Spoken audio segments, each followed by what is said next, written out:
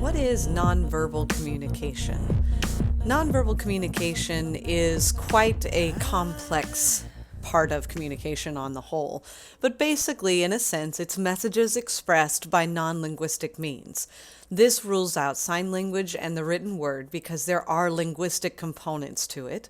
It can often be quite spontaneous, unintentional, and in many cases ambiguous because it is hard for us to always universally agree on not only the meaning of words, but the meaning of our nonverbal communication. And nonverbal is likely more believable than verbal. We often see this when we look at things called the mixed messages, when our words say one thing and our actions don't match up. When a person says, I'm fine, and have their arms crossed and their eyes cocked and that kind of lilt in their voice. The words say one thing, the nonverbals say a completely different thing. So we send mixed messages, which oftentimes we choose to believe the nonverbal over the verbal. What are some of the characteristics of nonverbal communication? One is that nonverbal skills in general are vital. They can make you more persuasive so that you can read and understand and be able to adjust based on what you read and understand in terms of nonverbals. They can make you more emotionally intelligent. If you're able to read facial expressions and understand body posture, you can read emotions more clearly, not only others, but your own. They are able to alter your perceived status in terms of popularity, attractiveness, and socio-emotional well-being.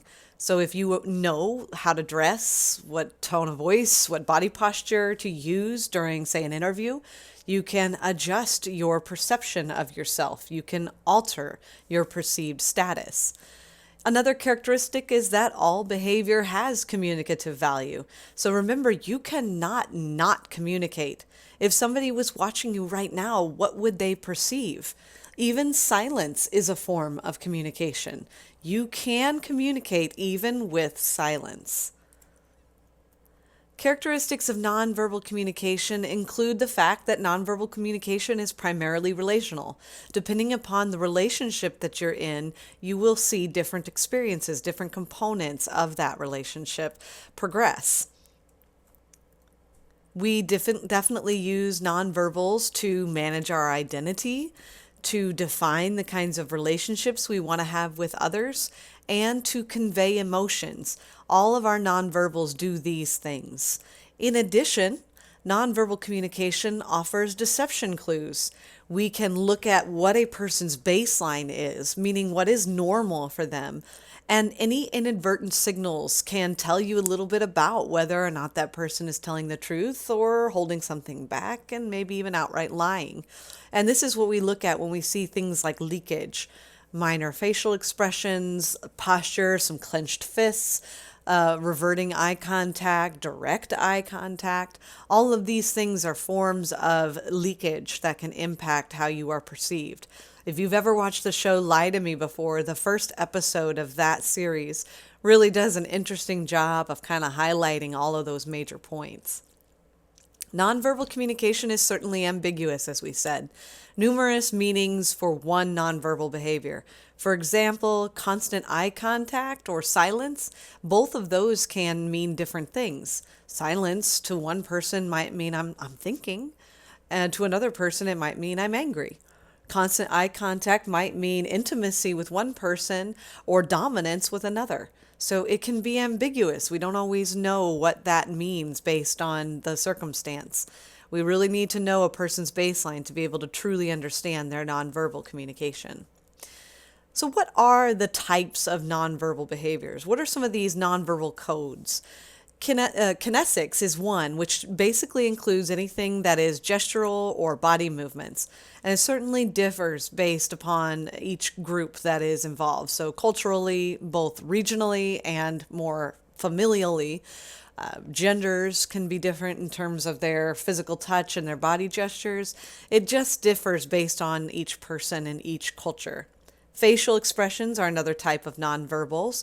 Often we use facial expressions to manage emotions. So we adjust our facial expressions based on the emotions that we're using.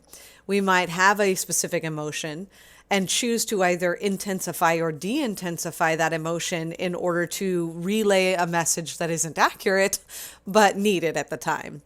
If you get a present from grandma and it was nice, but you didn't really like it that much, you might be extra nice about it. Oh, this is wonderful. Thank you so much.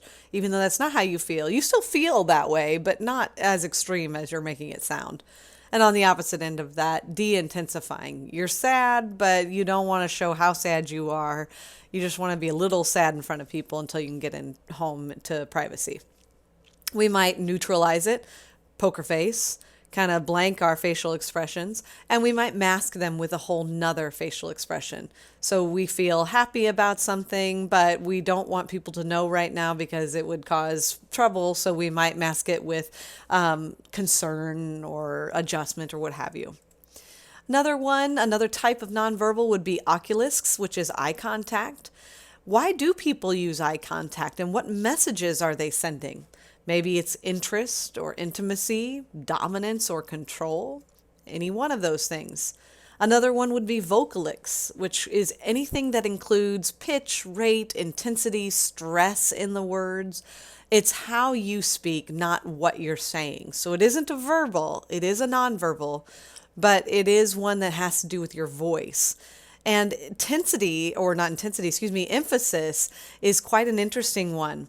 If you were to read each of these sentences, that would really show you how emphasis can impact the emotion and the way a nonverbal is read. Like, for example, if I were to look at each of these sentences and I were to emphasize the orange and underlined word, you could see how it changes the nature of the sentence. For example, number 1, I didn't say she stole the money. That says that wasn't me. I didn't say it. Number 2, I didn't say she stole the money. Says, well, I didn't actually say it, but I kind of implied it. Number 3, I didn't say she stole the money. That says, well, it wasn't her, it was somebody else, or she was with someone. Number 4, I didn't say she stole the money. Maybe she borrowed it, she plans on giving it back, whatever, or lost it. Number 5, I didn't say she stole the money. That says maybe she stole the whole purse or something else. These sentences are all written identically, but emphasizing a certain word changes the entire nature of the meaning. So in a experience where you have a squabble with a loved one and they say, it's not what you said, it's how you said it, it might be true. Because just emphasizing a certain word can make all the difference. Now another type would be artifacts. And I don't mean the things you dig out of the ground, although that does apply. What I mean here are accessories that are carried or used on the body for decoration, for identification, and to send nonverbal messages about yourself. If you have a color scheme you always wear, or your favorite jersey, maybe you own a piece of jewelry that means a lot to you, whatever it might be, all of these things can kind of circle around a message about you. And those artifacts, they form a picture of who you are. Maybe it's something that you have in your house. Maybe it is something that the type of car you drive, whatever it might be. Those artifacts send a message. Space is another one, and we call this proxemics. It's the way we communicate with space.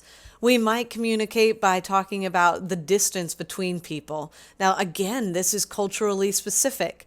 It will make a difference how you are supposed to experience space. If you come from the American culture, you are going to experience it differently than if you come from Somalia. So, for example, intimate space is 0 to 18 inches. So those are only the most intimate relationships in America.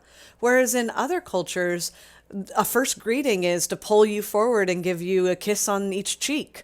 And so that is much more intimate, but that's not an intimate relationship. So depending upon your circumstance, your spatial definitions will be different based on your culture. Now imagine if you were to get up and move your seat. Go sit in a completely different room. Go change the seat that you sit in your vehicle. If you've ever done that before, where you've changed seats and somebody else drove your car, or if you've gone into a classroom and somebody is sitting in your chair, Can you imagine how you would feel? Most of us are a little thrown off when we are sitting in the passenger seat of our car or in a different seat than we normally would, or if we sleep on the wrong side of the bed. That's our territory.